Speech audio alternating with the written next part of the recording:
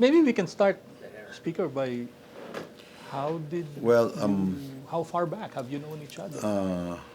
perhaps I've heard of him, of course, now because of his exploits in the Korean War. But I first became very acquainted with his parents. See, Oh. yes, because when my wife, or my fiancée, Betty Go Belmonte, and I got married, no?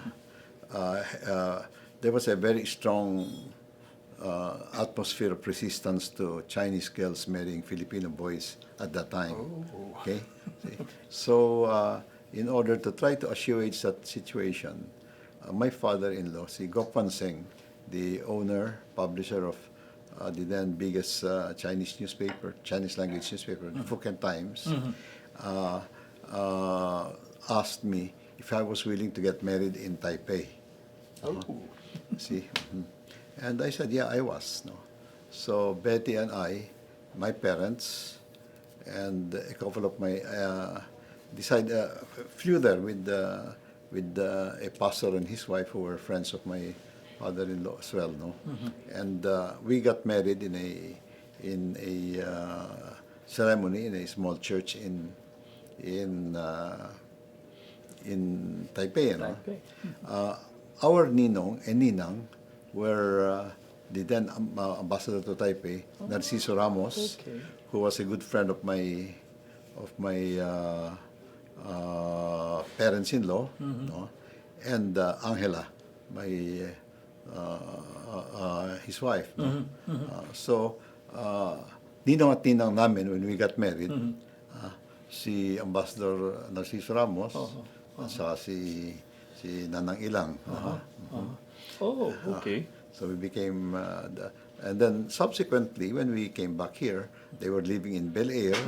It was only a matter of time before we became acquainted with the family of General Ramos. Your paths would eventually Yeah, cross.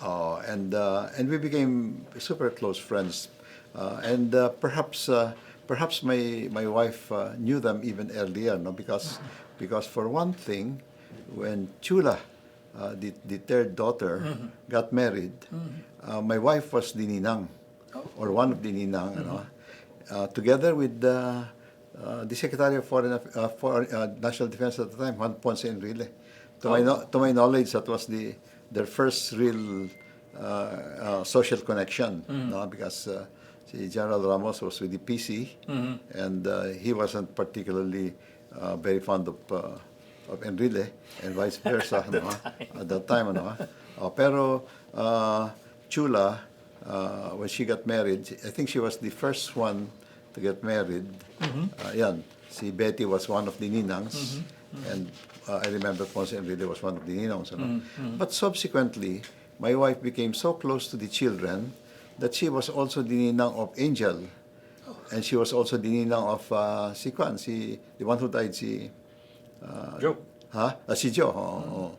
Sila dalawa, at saka si Chula. So the three of them, lahat sila inaanak ng wife ko, ni Betty. Social bond. Hindi lang hindi lang. Yeah, and in fact, they would those girls would with one by one having their individual problems, ano, they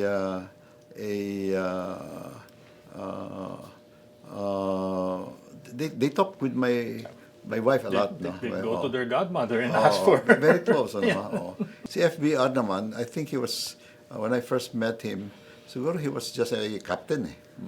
Ganoon lang. Ano, And I also got close to the mother-in-law, si Fahara Martinez. So all of us, parang magkakaibigan kami sa family. Ano? So it was pretty close, much family. Oo. Well, the fact of the matter is when I put up the first high school in Quezon City in 24 years, when I became a congressman lang ako, my first term as a congressman, and in fact, my first year as a congressman, I somehow succeeded in doing something. The first high school in 24 years in Quezon City, and it is in the biggest district in the biggest barangay in my district, which is District 4, Tatalon. So the high school in Tatalon is known as Josefa Hara Martinez High School. Oh, Yes. named after the Yes, Ming's, mother of Mrs. Ming. yes. But siyempre, it's partly because of, I came to know her also because when we visit in their house, she also is very kind to us, and we, parang anak din niya kami, so we were also quite close to her. And so when I had that opportunity, but then, of course, President Ramos was the president at that time, and he also helped me. Otherwise, without his help, how could I have done it? Pero, yun, that's a legacy of his, or mine, but definitely of named after his mother-in-law. And I did it. Not only because of the relationship, but as far as I know, she was the first real social worker in the country, in the Philippines. Pensionado siya sa Amerika, and specialized in social work. Si Eddie naman, si President Ramos naman,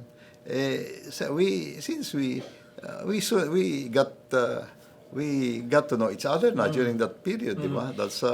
That's because of our closeness to their parents, naging close to them na rin, di ba? Hindi ba naging, I mean, he was surely a rising star in the military organization at that time. Yeah, oo.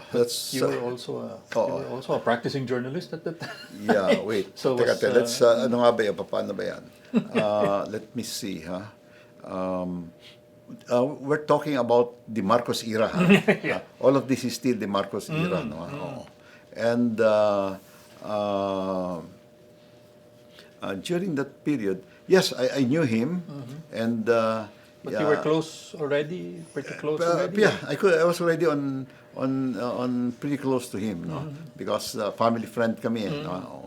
And I do recall when two police officials of Manila, one of whom became so this is martial law, definitely, or Marcos regime. When one of them, two of them approached me to approach because I was a police reporter before, so I knew both of them from when they were lower ranks yet, and they asked me if I could recommend them for promotion to General Ramos, who was the PC chief at that time. Yes. So it's not really he who will promote them; he'll propose them to Malacanang.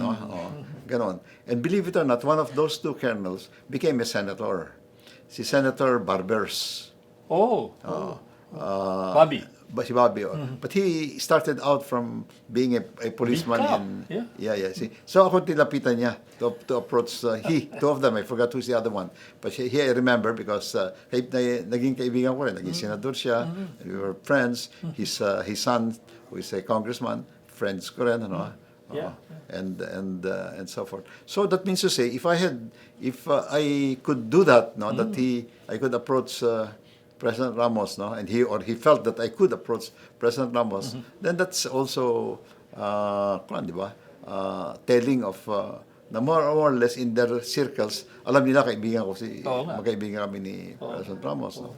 And there are a few other incidents that martial law period ito, because of course we became super close friends din naman after the EDSA, but during the martial law period, I'll give you another example of it, a terrific example. Yung office ni Betty, it wasn't the Philippine Star yet, or maybe it was already the Philippine Star, was raided by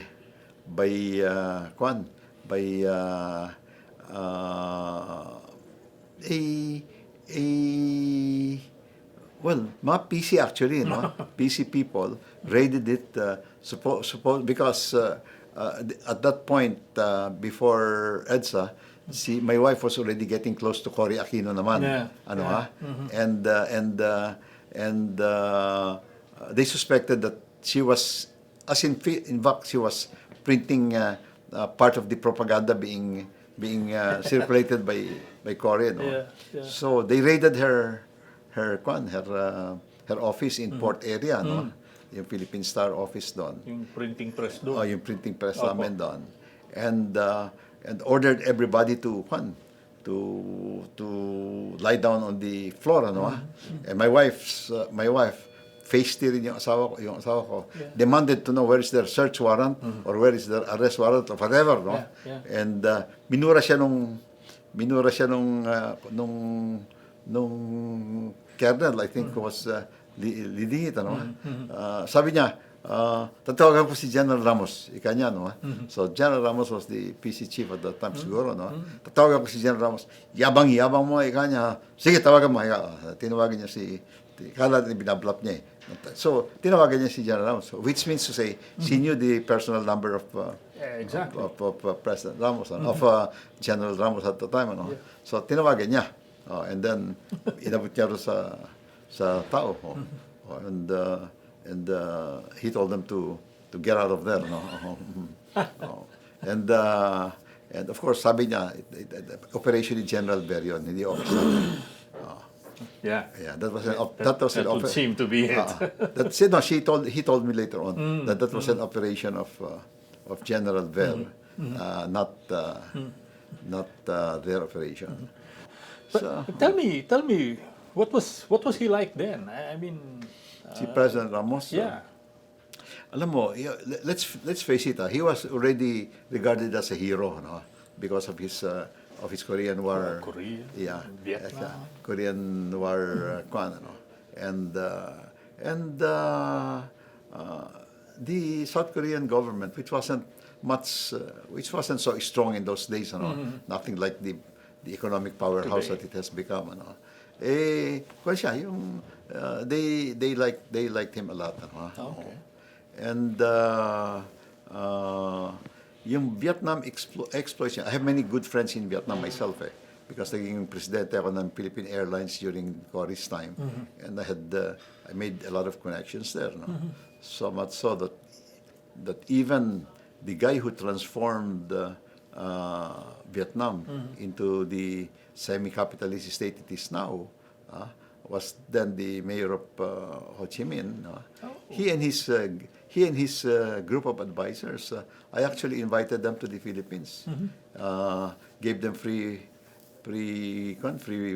plane, PAL, free hotel, Manila hotel, and I guaranteed them with the immigration. That's wala sila we had very strict rules of immigration at the time. Yes. So I wrote a letter guaranteeing all of them. Kaya, kundi yun. And, we mentioned this because General Ramos also was involved in the Yes. PhilCAG. in the PhilCAG, ano? Which wasn't a fighting force. But civic action. Civic group na. action, yeah, Oh. which was good, no. We still helped, but we were not actually involved in there. So war hero image. War hero image talaga. Yes. War hero image si Konon. And I think that okay. So that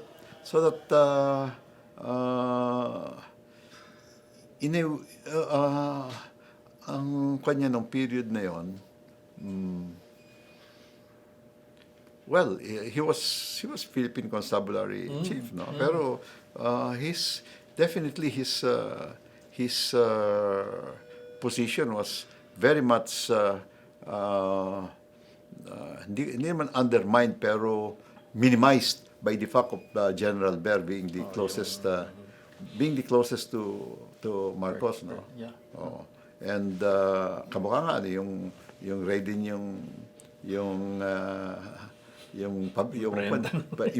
printing press, lalo naman dyaryo eh. Oo. Printing press ng wife ko, talagang kay General Ber daw yun.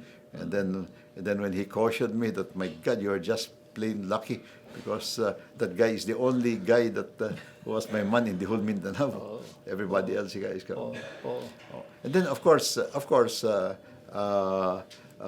kwan din ako when during the Cory administration, we became quite close friends, Si General Ramos, because I was president of GSIS, Yes. naging member of the board of directors siya ng GSIS, and I had put him as board of directors of PLDT, and so forth, and including one of his closest aides, si General Magno, took his place also, yung mga, he was, I think, Secretary of National Defense at Yes, that time. at the time. Doon naman sa EDSA Revolution, Was that something that nagulat ka na gagawin niya? believe it or not, on that morning, he was at our house. Oh, talaga? Yeah, oo. February 22. Iba sa yung morning na yun. Oo. He was kakatapos lang nung snap elections Yes, yes. And I wasn't in the house. I was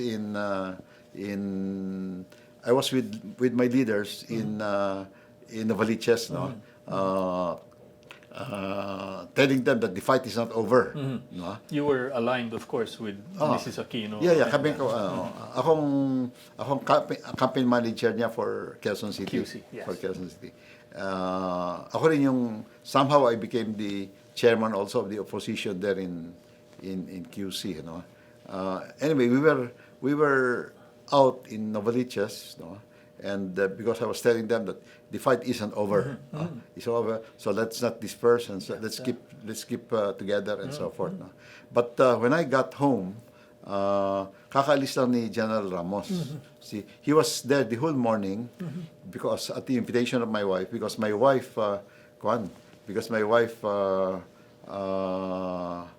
invited some newspapermen there. Okay. He was being criticized for being meek. Ang matapang daw si Letty. Who resigned. She withdrew her support from the Marcos. Si And Letty. he was being asked to do exactly the same thing. If you remember. Okay. Ganon, something like that. Si Letty Shahani was being idolized by the press for quitting as all connections with the Marcos regime. She had been ambassador. I have met her. I also visited her when she was ambassador in Romania. I don't know in what capacity I was able to do that, but I did. Anyway, so President Ramos was there, and my wife had taken the initiative of, he was general then, taken the initiative of gathering them together, and so that he could talk with them and explain himself to them, Okay. So andun siya sa bahay namin in the morning of that fateful day, From there, somebody in the house, from his house, dito sa Alabang, called him up, and said that there were Cory Crusaders there picketing their house, Yes. picketing their house, and he's not there, and they want to talk to him, So he left, He said goodbye to the newspapermen that my wife had gathered in our house, and then he went there, Pagkatapos noon, he called up my wife later on, to tell her na Enrile had called him up from his house, Okay. Enrile, and that he had already left the house, so kami naman, nervous na kami, Bakit, why is all of this happening? Apparently, nag-walk out na si Enrile or something, and he called up Eddie, and Eddie proceeded to Camp Aguinaldo. Camp Aguinaldo, not by his usual route, whatever, but not by his usual route, in order to join. So it's so amazing that if not me, my wife was there, part of the whole thing. Sa umaga, he had Eddie there, to talk with the newsmen. We were all criticizing him and calling him names. Dug siya, si Letty ang tapang, yan. And ayun, they were there na, and nagpunta na rin kami My wife mas matapang yung wife ko. She, Oo nga, si Ma'am she Betty. dumiretso na siya ron. Ano? Together with my daughter, the present mayor of Quezon City, palagi niya kasama yun. Kasama niya ron. Oh, may dala-dala silang mattress. Oh, ready to ano? And they To- slept. to stay in. They slept there at the gates of Camp Crame. Oh my goodness. Oh. Doon sila tulog. Did you at any point get a piece of his mind about how he felt the political No, at that stage talagang I would say, well, he was still the PC general, remember that, huh? And I guess they also have a code of honor there, no? Yeah. At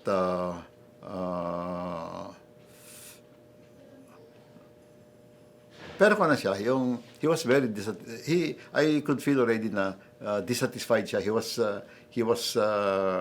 was on the verge of doing the same thing that Letty did, ano, ha? Oo. Naunahan lang siya ni Letty. or maybe what he was not comfortable anymore with He the kind of he was definitely not comfortable anymore because in effect he was already being hindi na rin siya kinuha na rin siya hindi na rin siya pinapakinggan masyado ni FVR at that time medyo ni Marcos yun. ni Marcos at that time medyo kinuha na siya medyo severe na talaga ang at saka as it happened it turns out that Marcos wasn't all that well either, no? And that I found out myself because I was one of the first guys to enter Malacanang when they stormed Malacanang. Yeah, Ano? yeah. And I saw his bedroom, and I saw it was virtually a hospital room. A hospital room with all sorts of gadgets there. And I was also one of the first guys to see the room full of shoes and so forth. Mrs. Marcos. And the unfinished meal. There was unfinished meal on the table. Unfinished meal. How hurried it was that they left. Yeah. So anyway, Did you get to see him? I mean, after si that, Ma'am Betty and Joy Camo. we Nag-stay saw out sa ano? Sinamahan mo. Were you able to go inside and see him and speak with him? Yeah, subsequently nakapasok din ako ron. Just to he was already nasa Camp Crame na sila. They had left Aguinaldo na. They crossed. They had crossed. During that period, meron din ako mga kasama ron si guys like Joker Arroyo. Dahil sa I was speaking at a gathering in Ateneo, ano? Kundi ako naging one of the leaders of the Quandit ako at saka isa pa, I was the opposition leader in Quezon City at that time. So I was delivering a speech with them, and then from there we walked over to EDSA to join the throng of people who were there in EDSA to protect the embattled guys there, ano? And I was in fact present when the helicopters arrived and defected to them. Yeah, I was there in the nakita ko In the grounds. nakita ko happening. Okay. And what was his composure like when you saw him? he was very calm. He was calm. During all that period, he was calm. He was calm. Si Eddie was calm. You still remember kung ano yung sinabi niya sa'yo? No, because subsequently I was able to enter his office. Yes. Ano, ha? I think my wife did. I don't know if my wife did. She probably did also. Ahead of me pa siguro. No? But when I went there, he was very composed. Ano, parang business as usual? Calling commanders from other places. Okay. Tiyatawagan niya yung mga commanders na in various provinces and pinagsasabihan na stay put kayo rin, huwag kayong pupunta rito, no? Okay. Because there was attempts to get them there was a column coming from northern and central Luzon which was stopped on he stopped at the North Express. North Express. North Express pa tawag doon. They were stopped there. Hindi nakatuloy. But there was also another group from the south. I think nakatuloy pero hindi ko na maalala if they defected or what. Pero I think they did. yeah, I remember something like that. Pero si Kwan was very very well composed. When I entered into his room, he was quite Kwan. So, steady Eddie talaga. He was quite composed. Parang di siya Kwan, di siya gano'n naman siya. Hindi naman siya, he wasn't, maybe until he became a politician, hindi naman siya given to Kwan quiet lang siya. Reserved and laid back. Oh, okay. Okay. Not quite late back naman dahil so he was the one calling the shots there in Krami. Maraming mga tao sa kanyang kwarto nun. Because by that time, malapit na, kung hindi pa umaalis sila Marcos, malapit na. And well, Krame was really his. That's his territory. Kanya yung mga tao ron. Si Enrile was the guest there, in effect. Tapos yung kabila naman ng kay Enrile. Yeah, and yun,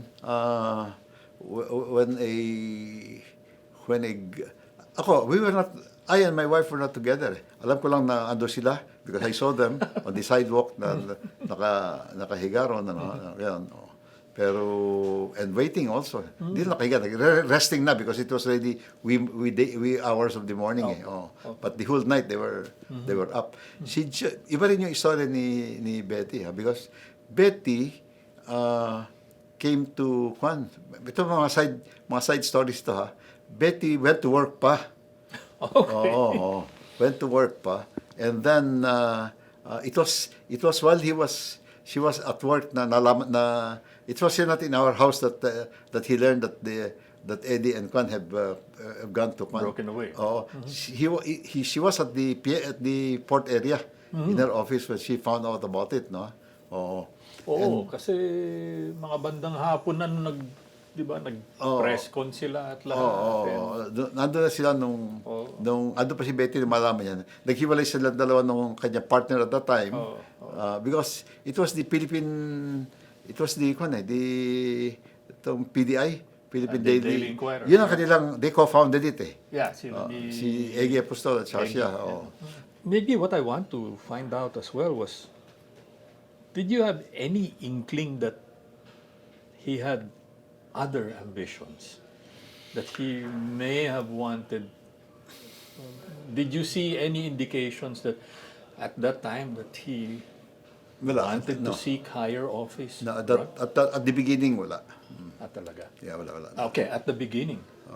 And I mean, later on, may napansin yes, later on because he challenged the nomination of Mitra.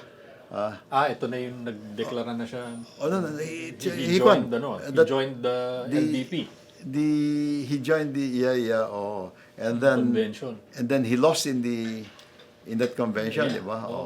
And then he decided to run anyway. Yan, kaya ko ron, where I'm already a part of it because that was also the time that my own term as GSIS was about to end, and I was going to run for congressman in Quezon City. Quezon City. Yeah. Exactly. But he had to set up his own party. Yeah, he had or to set up his own align party. himself with So you saw a commonality there. Were you planning? Which party were you planning to run with? Okay, I ran as an independent. His party, no? Ano ba yung pangalan ng party? Lakas, NUCD. Lakas NUCD. I ran as an independent candidate of Lakas NUCD. Not as the official candidate. Okay. The only guy I carried was actually him. Si Ramos lang. Nobody else, no? And that's Zona Libre. Because the way I looked at it, it's bad enough that I was running against the most popular politician in Quezon City outside of the mayor, which was our councilor Kiko Pangilinan. Very popular siya. And he had been campaigning throughout the time na naging konsehal siya. So he was extremely popular. And I figured out that there was no question that I will be for Ramos, versus Mitra. Although Mitra has been a friend of mine also for a long time. Oo nga. Because when he was editor-in-chief of the Bedan, I was already a staff member of the Bedan. Yeah. So going back to that, kilala ko na si That far back, sa Bedan actually. Oo. Kilala ko na si Monsing noon. No? And he's also a guy that I could approach, no? Dahil sa yung pinagsamahan namin sa Manila Chronicle. Yes. See? Both of you were in the same, You know, he was the first one to get into the to the Chronicle. Then Nick Lugarta, then me. Yan. Mga magkakakilala kami noon. And so I was also quite close to him. But to Mitra. But at the end of the day, Mitra's party, which was the official party, the number LDP. The LDP. That was whatever, I forgot the name, but that was the party, ostensibly the administration party, Pero I didn't end up with that. Si Kiko became their candidate. Oo nga pala. Quezon City politics naman ito, my wife got Matay, Charito Planas together. My wife, because kaibigan niya pareho si Charito at si Kwan from UP days. Yes. He got them together. We were running against each other. Pero at the end of the day, they chose Kiko as their candidate. Ako naman, I was always for President Ramos. Pero I didn't like to carry his ticket because mahinang-mahina yung ticket niya. Mahina. I didn't and I know his vice president, si Usmeña from Cebu, no? Lito. Si Lito. Lito was my personal friend. Oh, okay. Lito was my personal friend then. And I knew a lot of the guys who ran with him. Pero at the end of the day, sabi ko, I'll be safer, I'll have a better chance to win kung si President Ramos lang dinadala ko.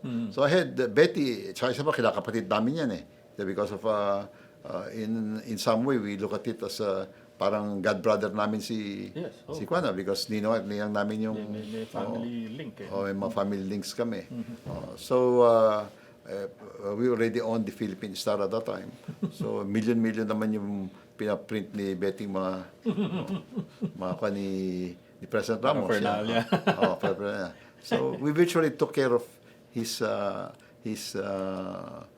most of his Quezon City activities. And I was in his ticket, kaya lang independent. Independent. But did you share the same vision? I mean, what was it? People empowerment, liberalization. Yes. So we had the same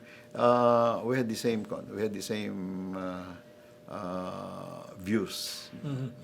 Pero challenging, sir, because I mean the LDP was the party in power. War chest, di ba? They were chest. So they were the real party in power. Diba? Although Cory was for him, in effect, ilan sa cabinet ni Cory, si Drilon was for him.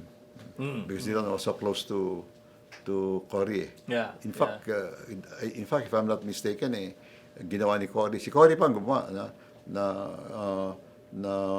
some kind of a campaign manager si Drilon at that time. Pero of course, si Eddie naman had his own.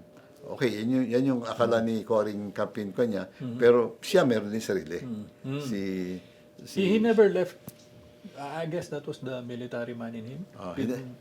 Didn't leave anything to chance. There was always a Although, shadow. although, if I remember right, although Cory designated Drilon as the campaign manager, no? Pero si Eddie actually had his own organization. Kunyari, on top kunyari, he would pay, his boys paid respects to Dillon, who was the Secretary of Justice at that time, no? Executive Secretary already. Was he Executive Secretary or Mrs. Aquino? Kala ko, okay. Kung Executive Secretary, sige. Basta si Eddie naman had his own force. Most of them, his own people from the Military. military. Ganon ang point. And syempre, the good thing about it is it was kung siguro nagmano-mano sila ni Mitra, he would have beaten Mitra also, no? Pero it helped that so many people ran. Or about 6 of So many people ran. Yeah. So nagkahati-hati. Nagkahati-hati. Which is why he was really won by a plurality. Hindi majority. Well, hindi naman majority required sa ating batas eh. Unlike in the United States. Unlike in most other countries, majority ang kailangan. Maski sa Congress, sa amin sa Congress, you cannot win by plurality there. Kailangan majority. He won despite the odds. And you won as well. I won as well, yeah. Oh. And that victory of mine, started a series of 9 victories, which only ended this couple of weeks ago. Ito na. No? Officially on retirement. Ganyan. Oo nga. I was in it all the way. Speaker, so were you were independent, hindi naman official na miyembro nung partido. Pero ikaw ba But I took over when eventually it was you did, when it was I became the executive vice president of of that party. Of the Lakas. Ano yung meron ka bang merong nakatoka sa yung assignment as I remember as a congressman? I remember hindi si Kwan ang kanyang kon eh. Si Kwan ang kanyang bata eh si Joe de Venecia. Speaker, was very close to him. Once in a while, I used to get invited to his. He had a meeting every Thursday. Ledak. No, that's a different one. Ay, iba pa yun. Okay. That's a different one. Nagmi-meeting siya. Kanya lang yon. His close people. Small group. Yeah. Small group, no? Inevitably, at one time, I got invited to that, And in fact, sabi ni President Ramos, no, you're invited to join this every Thursday. Gusto mo, no? Because meron ka, iba naman yung point of view, eh. Because I had some of my own friends were there, eh. Si Jun Enriquez, for instance, was my man from the JC days pa, who became the budget secretary of... Yes. Pero I tried to keep my being a congressman away from being yung friend na doon sa advisor. Advisors anytime. No? Nagpupunta pa kami we continue to be socially involved with them at that time. Some of the key initiatives na ginawa ni FVR nung panahon niya, government reorganization. Yeah. We started the government reorganization. And then breaking up the monopolies and the cartels. Yes, the best example of that is the PLDT thing. When he had I think in the economic side, yung binrek up niya yung tinanggal niya yung sole monopoly of the PLDT. Of course, things being what they are, nakakuha si Gokong Wei ng license for a kwan, ano ha? Nakakuha who's the other one now? There are two now eh. Yung kay Gokong Wei, binili rin ni Pangilinan eh. So naging part of Pangilinan's kwan yun. Ayala Group. Di ba? And then Pangilinan is at the Ayala Group. No. I mean, The other one is the Ayala Group. Yeah. The Globe. Globe, Globe is the other one, the Ayala Group one. Ngayon, naglagay si Kwan. Pero but it symbolized what, because that was the number one monopoly ng araw eh. Yung communications eh. And the reasons that Ramos knows this also very well is nung presidente ako ng GSIS and he was a director of GSIS, I also made him a director of PLDT. So naririnig din niya sa mga discussions dun sa board ng PLDT that here we are the king. We dictate everything. And he wanted to break that up. He did. And he did. But that was breaking up the PLDT monopoly showed was the number one the number one evidence of what had happened, no? Pero in all other respects marami rin siyang natirang monopolies. Pero alam mo, what about transportation? Philippine Airlines had a monopoly. well, that is yes, and I can also you were also head of. under me, it was still a monopoly. When I was president, it was still a monopoly. But we privatized it under me, under Cory. Si Cory ang nag-privatize noon. No? But the license that was eventually bought by Cebupac was also passed during De Venecia's time. So I guess it was Ramos' time then. No? Marami siyang binasag actually, ano? Pero yun ang telecoms, yun ang transportation. pinaka nakikita. All throughout this time, you were still with you were with Lakas. I shifted from Lakas. Although they said marami akong shift. Actually wala. Kung lang ako, I was a PDP laban PDP when EDSA took place. Okay? Pagkatapos nun, I was partyless nung kung ano man yung party ni Cory, I just play along with that. Pero actually, wala naman akong party nung nasa GSIS ako. And then my first party was yung maging independent candidate ako ng Lakas. Lakas, ano nga ba yun? Lakas Muslim something, ano? And you see the UMDP. Yan. I was going to ask kasi so some have observed that maybe Lakas did not prepare that well for the succession.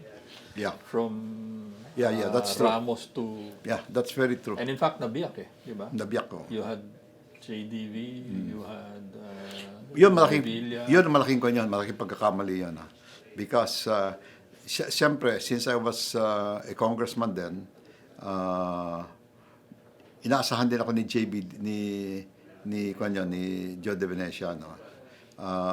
Pero even at that time I could see na he's not as strong as he could be, no? Siya naman, si presidente naman, although he opened up to everybody, pero look at the guys who went there naman. Pero totoo yung sabi mo, because of I felt it was because Ramos felt very close to De Venecia. Kaya in effect, may kuha na si De Venecia ron.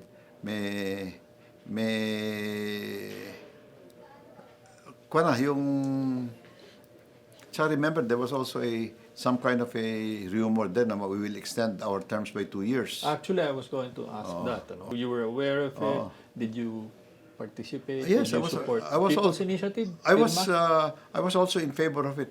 In other words, all of us there in Congress were in favor of it. Although people were not saying hindi alam niya ganyan. Pero in effect, all of us were in favor of it. Why? Because you wanted to give Because Ramos hindi. Siya, tsaka kami rin. Everybody will get a Siya and us also. Because there was going to be a change on something or other. He's the one who lost his nerve. Oh, yeah? Siya. Not us. Why so? Kwan, yung nagkaroon ng mga rally si Cory against it. Right. Yeah, Mrs. Aquino sa Luneta, and Cardinal Sin. And they had a rally against it. He's the one who, President Ramos is the guy who kami sa Congress, we're all, You were for it. siyempre, for self-interest naman kami. We're all, Talaga? You're saying he blinked? yeah, he's the guy who blinked. Talaga? So if he had pursued it, you think it would have I don't know, happened? dahil sa I don't know, dahil sa popular pa rin si Cory nun eh. At that point, she was still super popular at that time. Tapos under si Cardinal Sin was also a very popular guy still at that time. Yeah.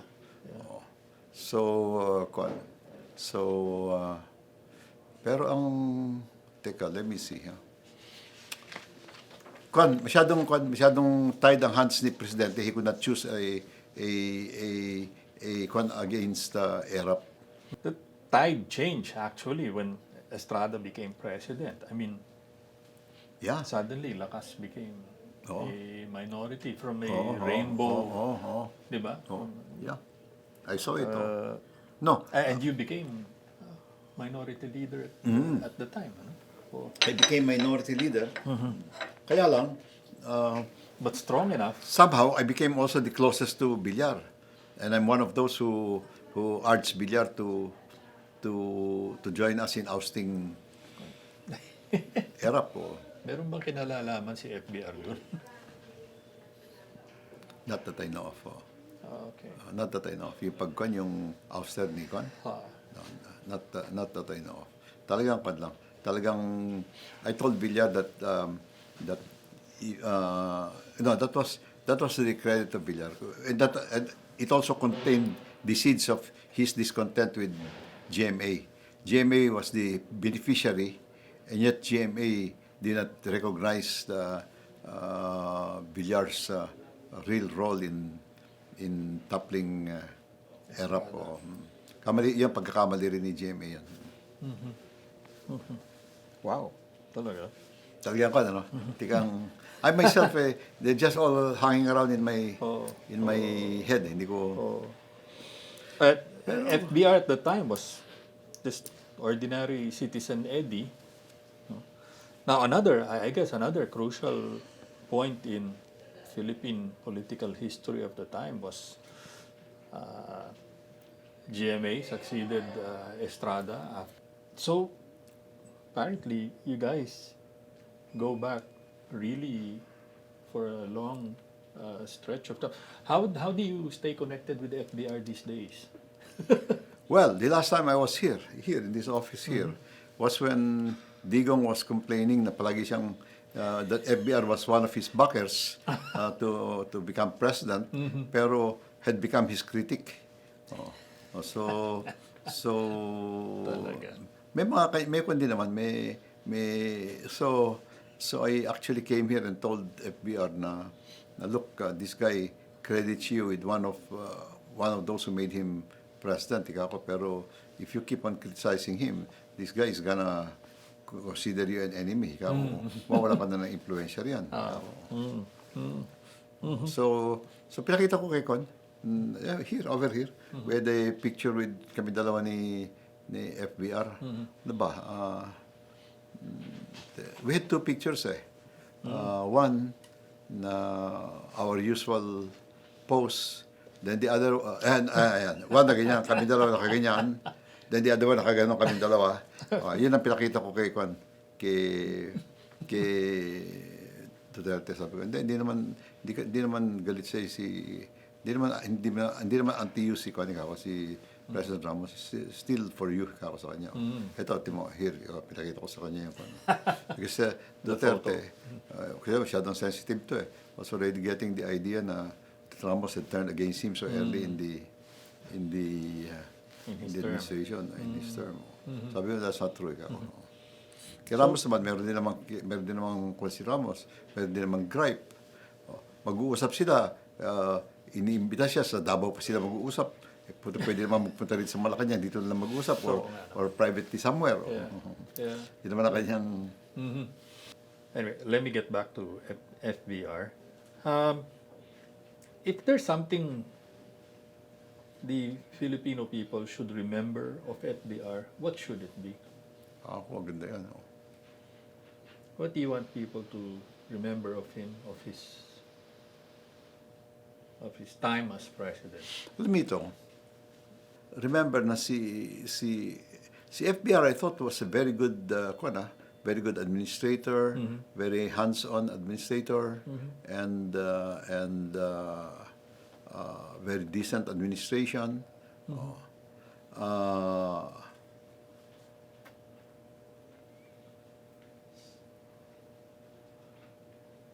So we can remember him for those things.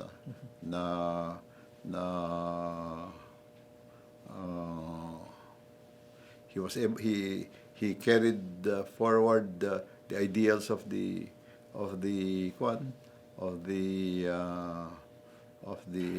EDSA Revolution. He was able to carry it up. Pero after 30 years, we have seen that the EDSA Revolution itself, nagkakaroon naman ng among the millennials, there wasn't enough knowledge about it. See, alam mo, to my mind, Cory and even Pinoy failed, for instance, to identify who actually killed their father. Di ba? Killed nila. Up to now, that's still a big mystery. And yet both of them were president. And yet both of them were president. And I told both of them also, sayang naman ako, here's the chance to do it. No? And both of them let it go. Pagkatapos at basta si President Ramos became president, and that is against the trends, because he was not a politician, number one. Number two, meron namang predestined successor. Si Cory si Mitra had also sacrificed. He had also been arrested and prosecuted by Marcos. And he was a astute politician, and he had half Cory's family for him. So the fact na si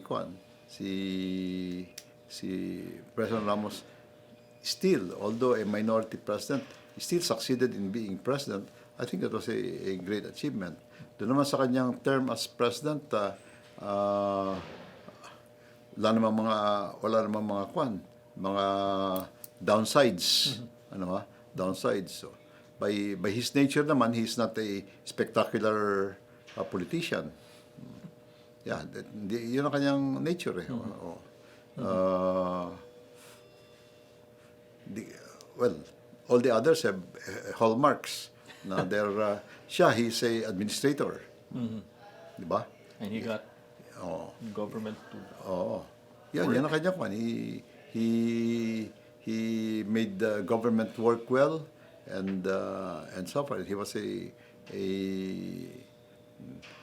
great administrator. Pero at the end of the day, he was not a spectacular guy. It was not in his personality. It was not in his personality. Did he get the job done? Oh yeah, he did a very good job of it. During his time, he did a very good job of it. Thank you for your time, sir.